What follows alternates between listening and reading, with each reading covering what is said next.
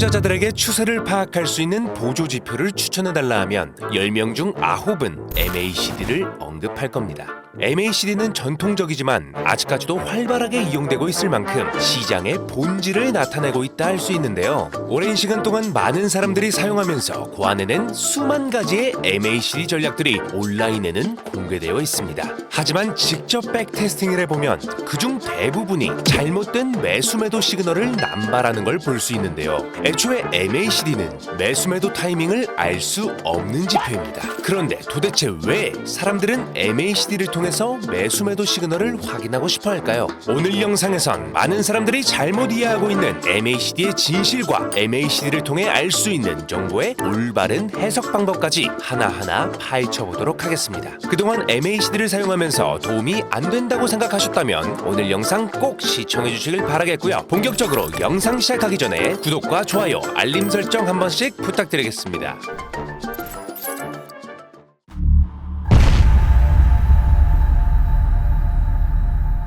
이 영상을 보시는 분들이라면 MACD가 두 개의 이동평균선을 통해서 생기는 이격도, 이 이격도를 이용해서 추세를 파악한다는 건 알고 계실 거예요. 그런데 왜 이동평균선 두 개를 이용하는지는 알고 계세요? MACD의 기본 개념은 1970년대 제럴드 아펠이라는 사람이 고안했어요. 이때도 이동평균선을 이용한 추세 파악이 기본적이었단 말이죠. 그런데 대부분 이동평균선 하나로만 매매를 하던 시기였는데 여러분도 이동평균선을 사용해봐서 아시겠지만 이동평균선 하나로 추세를 파악하려고 하면 너무 늦게 반응을 하잖아요. 그렇다고 길이값을 너무 짧게 가져가면 가격이 계속해서 선을 넘나드니까 진입하거나 빠져나올 타이밍을 잡기가 어렵고요. 그래서 그 다음으로 나온 개념이 서로 다른 길이값을 가진 3개 이상의 이동평균선을 사용해서 정배열과 역배열을 이용한 추세 파악이었습니다. 자, 모르는 분들을 위해서 잠깐 설명을 하면은 정배열이란 거는 서로 다른 길이값의 이평선을 사용할 때 짧은 길이부터 긴 길이까지 순차적으로 정렬된 순서를 말해요. 짧은 길이가 나타내는 가장 빠르게 변화하는 추세가 위쪽으로 올라와 있을 때 단기적인 상승 추세가 강하게 올라와 있다는 개념을 활용한 전략인 거죠. 자, 그렇다면은 역배열은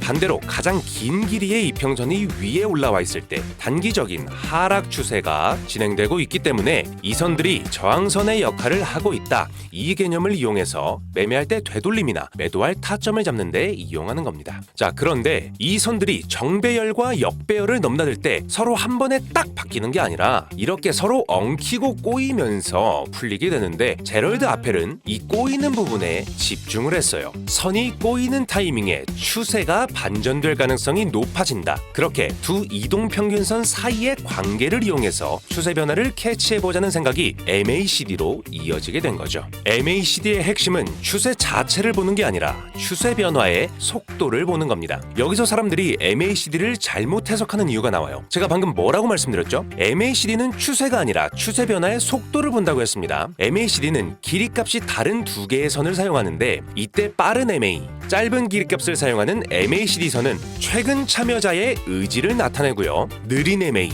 긴 길이값의 선은 기존 참여자의 의지를 나타내기 때문에 최근 참여자의 의지가 기존 참여자의 의지를 누르면서 위로 올라갈 때 추세가 강해진다는 거예요. 하지만 최근 참여자의 의지가 기존 참여자의 의지보다 커지는 와중에 이미 가격들은 선들을 넘어서 올라가 있기 때문에 추세가 가격 뒤를 쫓아가는 후행성 지표라는 오명이 붙었다는 거죠. 애초에 MACD는 가격이 아니라 힘이 바뀌는 방향을 나타내는 지표라서 MACD를 이용해서 목표가나 고점 저점을 예측하는 게 무의미한 행동이고 MACD를 이용해서 확인할 건 지금 힘의 방향이 바뀌고 있는가 이것만 확인하시면 되는 거예요. 두 선 사이의 간격, 그러니까 이격도가 가까워지면 기존 참여자와 최근 참여자 간의 힘이 결국 비슷해진다는 걸 알 수가 있고 두 선이 교차하는 크로스가 발생했을 때 포지션이 역전된다는 걸 확정지을 수가 있는데 사람들의 집단 행동을 반영하기 때문에 심리지표로 분류되기도 하는 겁니다. 여러분들 혹시 투자책 같은 거 보신 적 있으세요?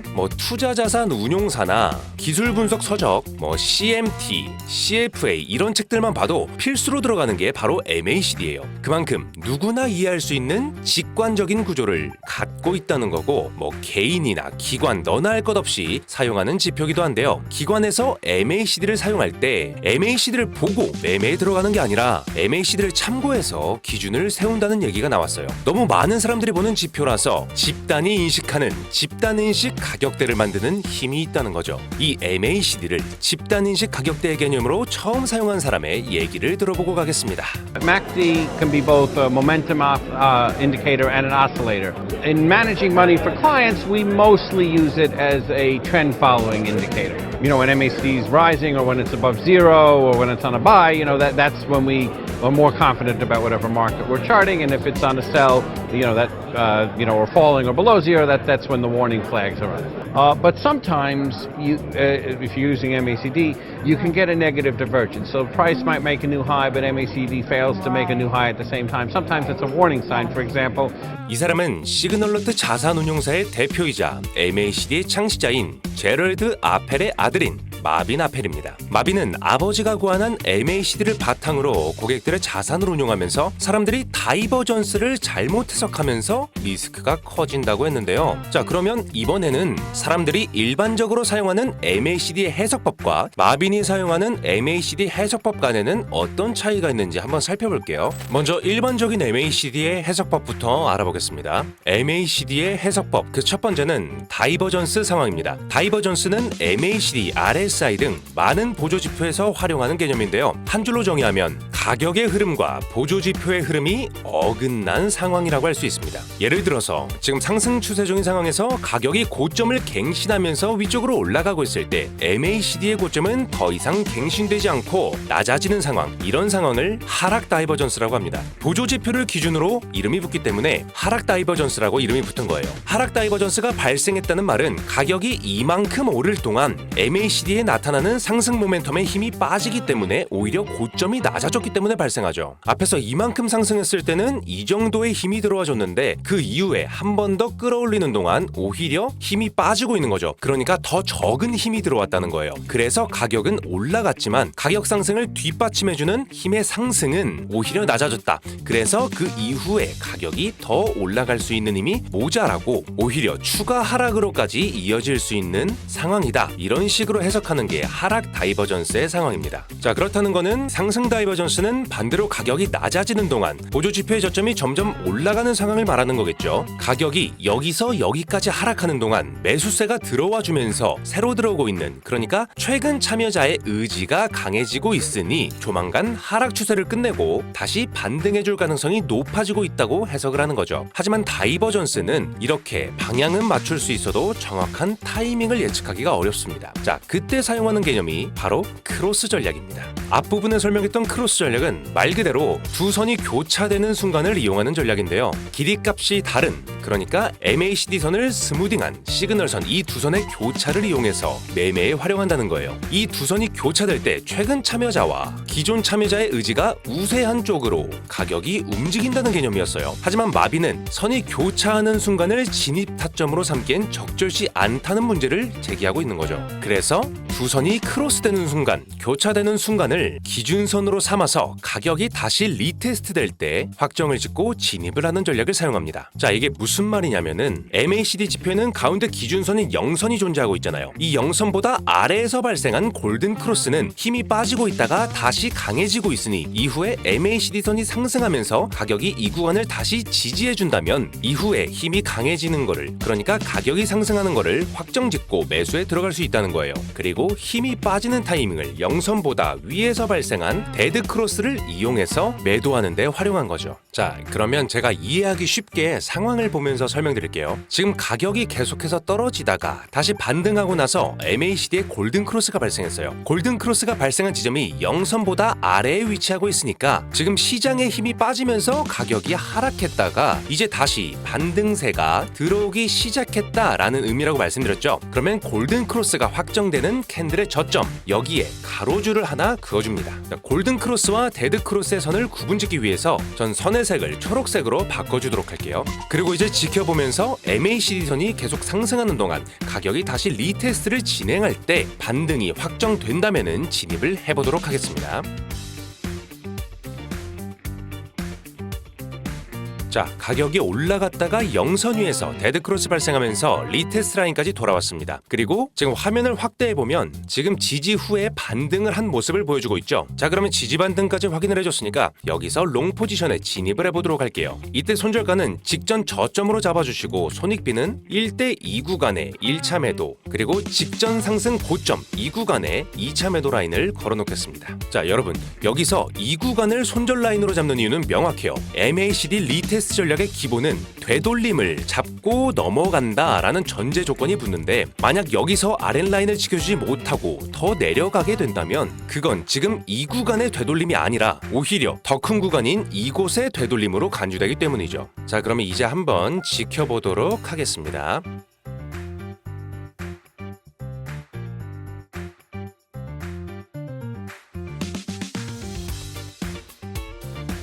자, 1차 목표가에 도달을 하고 2차 목표가에 도달하기 전에 손절가를 터치했습니다. 자, 그런데 종가를 기준으로 보면 저희가 손절 라인으로 정해둔 구간에서 반등이 일어나면서 2차 목표가까지 단시간에 치고 올라가는데, 그럼 이거는 어느 방향의 되돌림으로 봐야 할까요? 여러분들이 이해하기 쉽게 마빈이 사용하는 MACD를 한번 보겠습니다. 자, 마빈의 MACD는 기존 MACD와 똑같은 기뢰값 두 개를 사용하는데, 골든 크로스가 발생했을 때 청록색, 그리고 데드 크로스가 발생했을 때 노란색 다이아몬드가 발생하면서 타점을 빠르게 잡을 수 있어요. 자, 그런데 차트 위쪽을 보시게 되면 다이아몬드가 발생한 가격을 기준으로 메인 차트에도 표시를 해주기 때문에 여러분이 옆에 거래소 화면을 띄워놓고 가격을 입력하기가 용이하다는 장점도 있는 거죠. 자, 그런데 보시면 지금 영선 밑에서 계속해서 골든 크로스, 데드 크로스가 발생하고 있는데 왜 위쪽에는 노란색 다이아몬드에 대한 가격만 표시되고 있을까요? 크로스가 발생한 것과는 별개로 여기 위에 있는 다이아몬드는 처음 크로스가 발생한 구간이 리테스트 될 때 확정되게 됩니다. 자, 제가 화면을 진행하면서 한번 살펴볼게요. 자, 지금 위쪽 화면 보셨나요? 여기 영선 밑에서 골든 크로스가 발생했지만 그 구간을 지지하지 못하고 바로 떨어져 내릴 때는 위쪽의 가격이 표시가 되지 않아요. 하지만 아래 구간에서 다시 한번 골든 크로스가 발생했을 때 이 구간을 다시 지지해주면서 지금 청록색 다이아몬드가 표시된 걸 확인할 수가 있죠. 자, 그래서 여러분이 마빈의 전략을 쉽게 따라하실 수 있는 방법은 여기 가운데 보이는 영선 있죠. 영선보다 밑에서 발생한 골든 크로스, 이 골든 크로스가 리테스트 됐을 때 롱 포지션으로 진입을 하고, 영선보다 위쪽에서 데드 크로스가 발생하고 데드 크로스가 확정됐을 때는 숏 포지션으로 진입한다. 자, 1차적으로 이렇게 접근을 하시면 되는 겁니다. 좀 자세하게 살펴볼게요. 차트에 나타난 노란색 다이아몬드를 이어주면 이렇게 하락 추세에 대한 로우어 하이 포인트들이 확인되고, 청록색 포인트들을 이어주면 하이어 로우 포인트들을 확인할 수 있습니다. 자, 그런데 여기 MACD를 확인해보면 영선 위쪽에서 데드 크로스 확정, 영선 아래에서 골드 크로스 확정, 이렇게 크로스가 확정되면서 추세가 바뀌는 게 보이시죠? 자, 그렇다면은 이 다음에 나타나는 다이아몬드 색에 따라 그쪽 방향의 추세가 이어진다는 것도 인지하고 계셔야 하는 거예요. 다음으로 넘어가서 직전 로우 하이 구간을 뚫고 올라갔다가 다시 라인까지 말아 내려왔어요. 그럼 지금 이 선의 힘이 강하다, 매수세가 빠질 가능성이 있다, 이후에 데드 크로스가 발생하면서 다시 노란색 다이아몬드가 출몰하게 되면 추세가 역전된다, 이거를 염두에 두시고 지켜보겠습니다. 가격이 로우어 하이 구간에 계속해서 부딪히다가 지금 노란색 다이아몬드가 새로 생겼죠. 자, 그렇다는 거는 추세가 역전된다는 의미라고 제가 말씀드렸어요. 이전 로우어 구간은 의미가 퇴색됐으니까 사라졌고 새로운 로우어 구간이 생기기 시작할 겁니다. 자, 그러면 여기서 확정 캔들, 여기에서 숏 포지션으로 진입을 해줄게요. 이때도 동일하게 손절가는 직전 고점으로 잡아주시고 1차 목표가는 하이어 구간에 직전 고점으로 잡아주도록 하겠습니다. 목표가 터치해주면서 전량 매도해줬고요. 자, 그런데 지금 이 선에서 반등이 나와줬다라는 거는 이게 상승 추세의 되돌림일 수 있다는 얘기예요. 그러니까 다음에 가격이 여기를 지지해주면서 청록색 다이아몬드가 발생하면 상승 추세의 연장이고, 위쪽으로 올라갔다가 노란색 다이아몬드가 발생하면 하락 추세의 연장이겠죠. 이 점도 기억해주시고 MACD를 한번 살펴볼게요. 아직 MACD 선이 영선보다 위쪽에 있는 상태에서 아래로 내려가고 있으니까 하락 추세가 조금 더 우세한 상황 이다 생각해두고 다음 다이아몬드가 발생할 때까지 기다려 볼게요. 자, 계속해서 같은 구간 지지해주다가 청록색 다이아몬드가 발생했습니다. 하지만 이미 직전 고점을 깨고 내려갔다가 올라온 상황에서 같은 구간에 중첩된 청록색 다이아몬드는 오히려 혼조의 개념이라고 할 수 있어요. 아직까지는 하락 추세가 조금 더 우세하다 염두해두고 조금 더 지켜보도록 할게요. 노란색 다이아몬드가 다시 나타나면서 로어 하이가 만들어졌습니다. 그렇다는 건 지금 계속해서 아래쪽으로 끌고 내려가려는 힘이 작용하게 되겠습니다.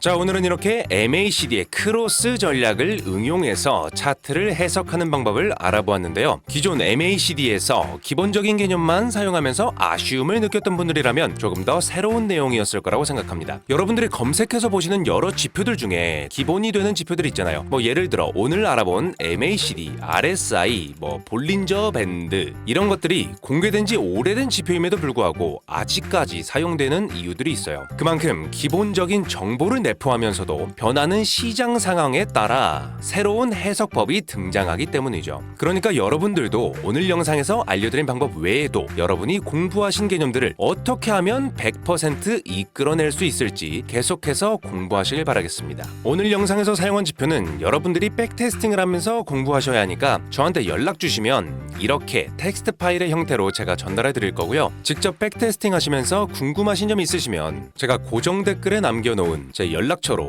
연락 주시고요. 또 진행하다가 이런 상황에선 어떻게 진행해야 하는지 모르겠다 하시는 분들도 저한테 연락 주시면 제가 도움드릴 수 있는 부분 최대한 도와드리도록 하겠습니다. 이번에는 지표 적용하는 방법 알려드릴게요. 그 트레이딩뷰 오른쪽에 보시면 이렇게 소나무 모양이 있어요. 그 소나무 모양 눌러주시고 이름 없는 스크립트 옆에 작은 화살표를 눌러서 새로 만들기 인디케이터를 눌러주시면 이런 창이 뜹니다. 여기에 받은 지표의 코드 소스를 그대로 복사해서 붙여넣기 하고 차트에 넣기를 눌러주시면 이렇게 지표가 정상적으로 등록되는 걸 확인하실 수 있는데요. 지표 코드 소스 받는 방법 한번 알려드리고 갈게요. 제가 이렇게 모든 영상마다 저한테 다이렉트로 메시지를 보낼 수 있는 카카오톡을 남겨놨는데 이 지표의 코드 소스를 받고 싶으시거나 아니면은 제 영상에 올라와 있는 전략들을 테스트하시다가 궁금하신 점 있으시면 이쪽으로 연락을 주셔도 되고요. 이 전략들을 언제 다 일일이 테스트하고 있어 이렇게 시간이 없으신 분들은 제가 올린 전략들을 테스트하고 각자 본인만의 꿀팁들을 또 전수하는 공유하는 이런 방이 있어요. 여기도 관심 있으시면 한번 쓱 들어와서 둘러보시는 걸 추천드릴게요.